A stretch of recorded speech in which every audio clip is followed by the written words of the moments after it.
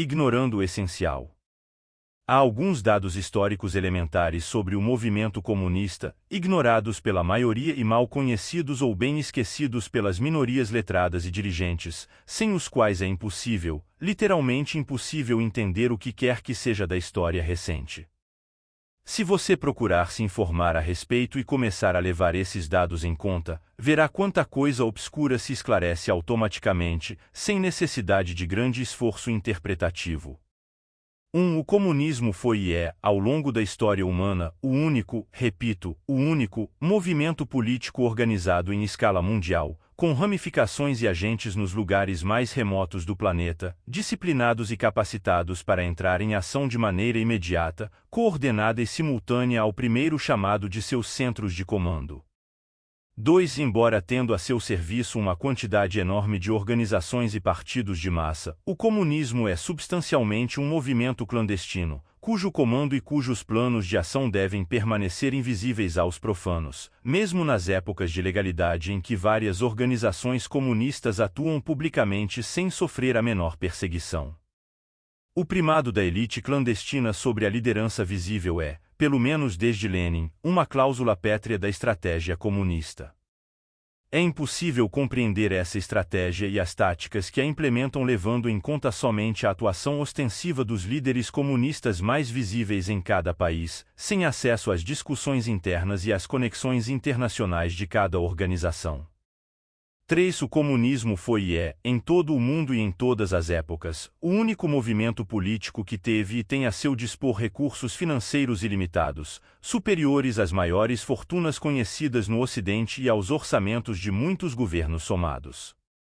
Suas possibilidades de ação devem ser medidas na escala dos seus recursos. 4. Só uma parcela ínfima da atividade comunista consiste em propaganda doutrinária reconhecível direta ou indiretamente. A parte maior e mais significativa consiste em infiltrar-se e mesclar-se em toda sorte de organizações, partidos políticos, inclusive liberais e conservadores, mídia, sindicatos, empresas estatais e privadas, instituições culturais, educacionais, religiosas e de caridade, forças armadas, maçonaria, a lista não tem fim, de modo a torná-las instrumentos da estratégia comunista e a controlar por meio delas toda a sociedade, fazendo do partido um poder onipresente e invisível. A expressão é de Antônio Gramsci, mas a técnica existia desde muito antes dele. É pueril imaginar que, uma vez inseridos nessas entidades, os comunistas aí se dediquem à doutrinação ou proselitismo, como se fossem pastores protestantes espalhando o evangelho entre infiéis.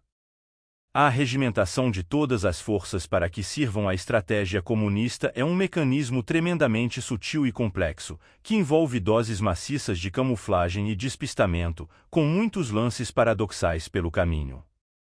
5. É tolice imaginar o comunismo como uma doutrina ou o ideal, sobretudo quando se entende por isso a pregação aberta da abolição da propriedade privada. O movimento comunista nunca teve nem precisou ter qualquer unidade doutrinária, e já provou 1000 vezes sua capacidade de adaptar-se taticamente às fórmulas ideológicas mais díspares, de maneira sucessiva ou simultânea, desnorteando por completo o observador leigo, incluo nisto os políticos em geral e a quase totalidade dos intelectuais liberais e conservadores. Campanhas ateísticas as mais truculentas, por exemplo, coexistem pacificamente, no seio do movimento comunista, com o aproveitamento do discurso religioso como meio de atingir o coração das massas.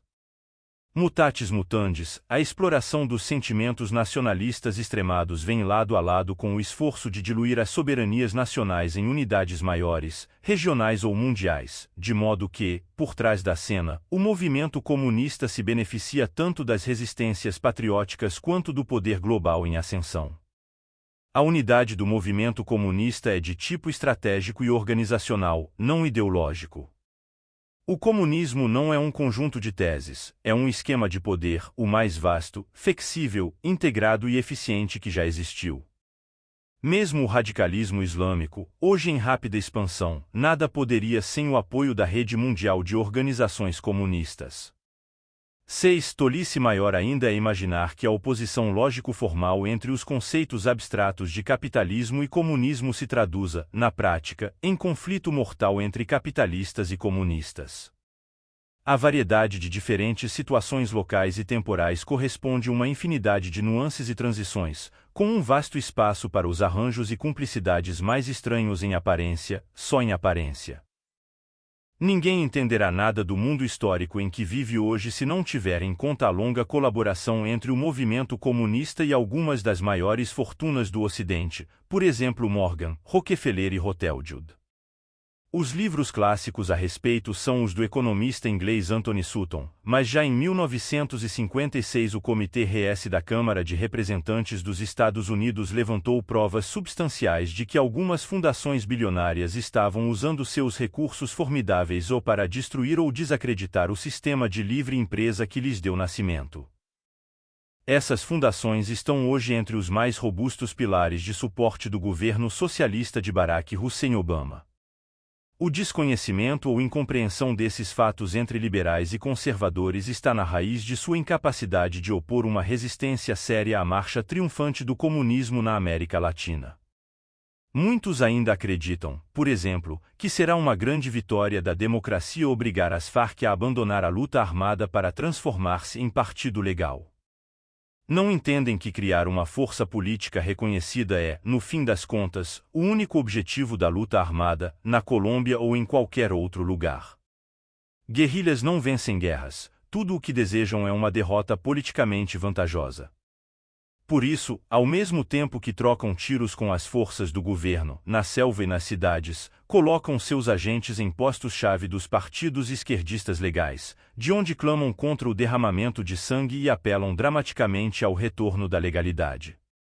Fizeram isso no Brasil, fazem agora na Colômbia.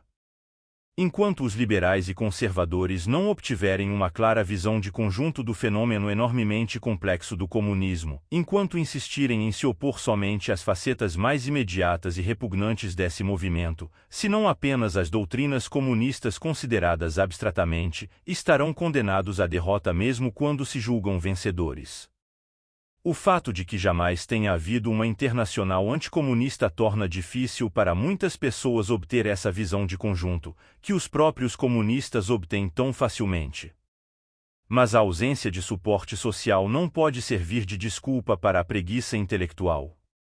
Há sempre algumas inteligências individuais capazes de raciocinar acima das perspectivas grupais, quando existem, ou sem elas, quando não existem.